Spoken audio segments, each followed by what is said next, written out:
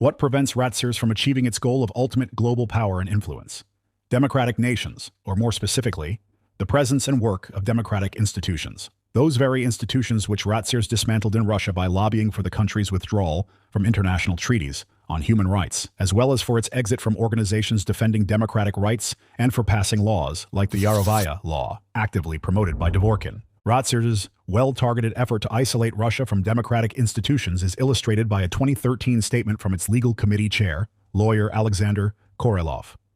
Currently, legal scholars and public figures are actively discussing the unreasonableness of Russia's participation in the activities of the Council of Europe, the Parliamentary Assembly of the Council of Europe, and the European Court of Human Rights. Tendencies of European entities to support the activities of sects and cults, political extremist organizations, non-profit organizations acting as foreign agents, as well as homosexuality and other sexual perversions, arouse the most significant complaints among the legal community. Contradictions between modern European trends and Russia's socio-political realities are characterized by a deep crisis. From my point of view, the best way out of this situation is for the Russian Federation to withdraw from European institutions and to create independent interstate bodies on the basis of the established customs union and the Eurasian Economic Union. In democratic countries, Ratsirs is forced to act more carefully by using affiliated organizations like FECRIS and a network of anti-cult centers and religious organizations, not just ROC.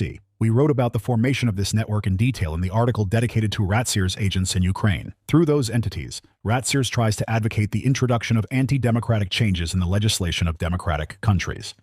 Sometimes these attempts are successful, as the 2024 example of France shows.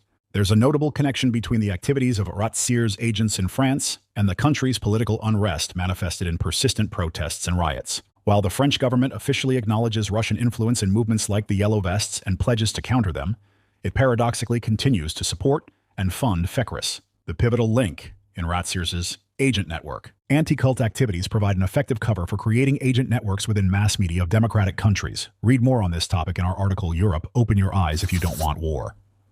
Under the guise of protecting society from dangerous sects and cults, Ratsirs agents connect with journalists and identify those who are willing to smear lawful organizations and individuals for career or financial gain.